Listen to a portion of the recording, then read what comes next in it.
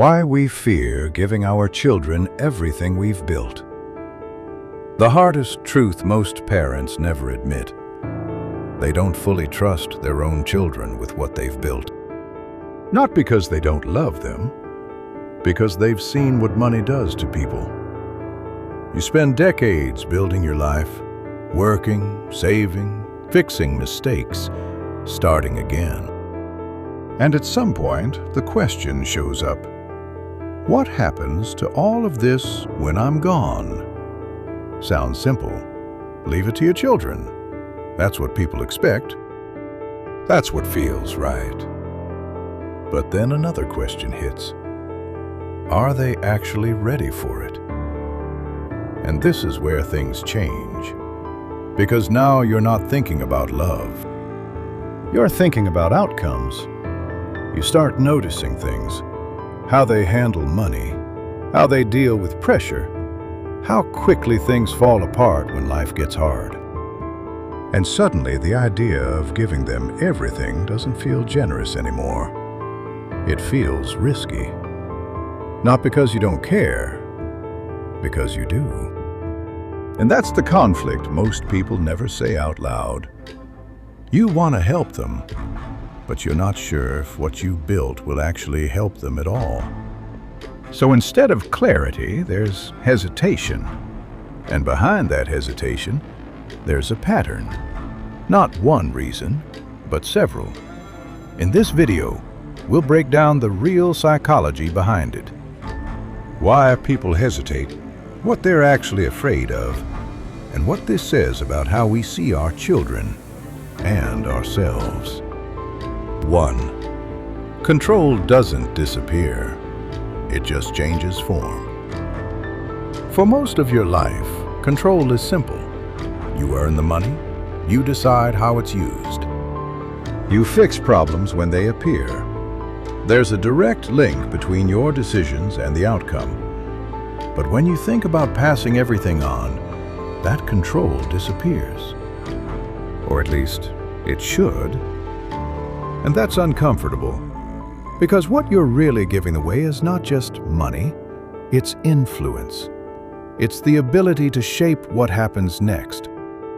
And many people realize something they don't like. They're not sure they're ready to let go of that. Not because they're selfish, because they've spent years being responsible for everything. And suddenly, responsibility turns into uncertainty. Will they make the same decisions? Will they protect what was built? Or will everything start drifting in a different direction? This is where hesitation begins.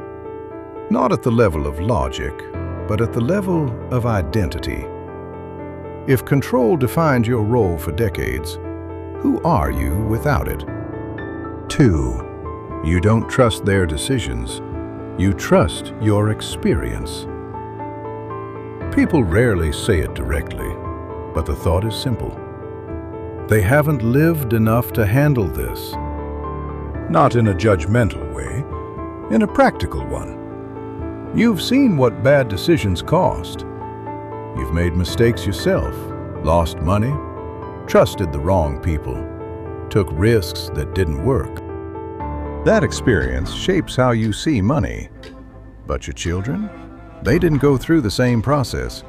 They grew up in a more stable version of your life, which means their relationship with money is different. And that creates a gap. You're not just comparing bank accounts, you're comparing mindsets. And deep down, many people think, if I give them everything now, they'll skip the part that made me who I am. And that feels dangerous. Because the struggle wasn't just a phase. It was the thing that built discipline. Without it, what's left? 3. Money doesn't just help, it amplifies. There's a common belief, more money means fewer problems. But real experience shows something else. Money doesn't fix behavior, it amplifies it. If someone is disciplined, money helps them grow. If someone avoids responsibility, money makes it easier to avoid even more. If someone lacks direction, money removes the pressure to find one. And that's where fear becomes more concrete. Because now it's not just, will they manage it well? It's, will this make them worse? You've seen examples. People who inherited something and slowly lost structure. Not overnight, but gradually. Bad habits becoming normal, good habits disappearing. And the uncomfortable part is, it doesn't look dramatic from the outside. But over time, everything erodes. So the fear isn't about losing money. It's about losing the person. 4. Love and distrust can exist at the same time. This is where things get complicated. Because people assume something simple. If you love your children, you trust them. But in reality, those two things don't always match. You can care deeply about someone and still doubt their decisions.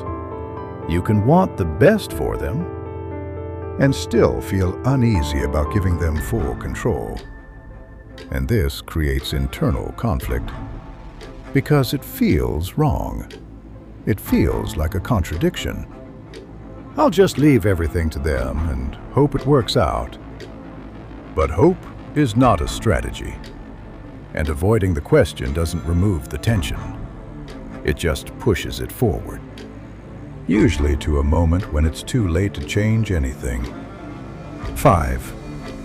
What you built is not just money, it's your life story. The money itself is only one layer. What really matters is what it represents. Years of effort. Sacrifices no one saw. Decisions that shaped your entire life. When you look at what you've built, you don't just see numbers, you see time. And that changes everything. Because now the question is no longer, will they manage the money well? It becomes, will they respect what this actually is? And that's much harder to answer. Because respect isn't something you can transfer. It comes from understanding, from going through something similar. And if that understanding isn't there, the fear becomes sharper. What if everything I've built becomes just another resource to spend? Not something to protect, not something to grow, just something to use. And that's where hesitation turns into resistance. 6. The real fear is not about them. It's about meaning. At the surface, it looks like the fear is about your children, their habits, their decisions, their readiness. But if you go deeper, there's another layer. What happens to the meaning of your life's work if it disappears quickly? If something that took decades to build can be undone in a few years, what does that say about all those years? That's a hard question, because it touches something deeper than money. It touches meaning, impact, legacy. And for many people, the fear is not just, will they lose it? It's, will it even matter? Because if it doesn't last, it starts to feel fragile, almost temporary. And that's difficult to accept. 7. So people create hidden strategies. Since this conflict is uncomfortable, people rarely deal with it directly.